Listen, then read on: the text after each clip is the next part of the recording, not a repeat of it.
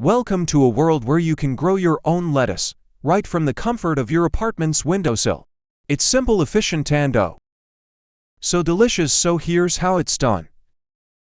First, scout out the perfect spot. Optimally a place that basks in about 4 to 6 hours of sunlight and is flat with good drainage. Next, assemble your tools. A deep pot or container, fertile soil, seeds or seedlings, and a watering can are all you need. Now time to prep the soil.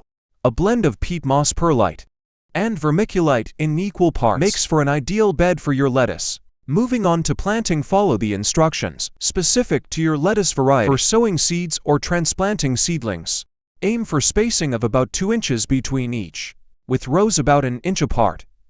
Water and fertilize with care. The soil should be consistently moist, but not waterlogged. Keep an eye on the temperature and humidity. Lettuce thrives in warmth than high humidity, so choose a spot with 6 to 8 hours of sunlight, or consider a grow light. Finally, harvest when the leaves are vibrant and firm. Enjoy it fresh, toss it into salads, or freeze for later. And voila, with these easy steps, savor the taste of fresh homegrown lettuce all summer. Happy gardening!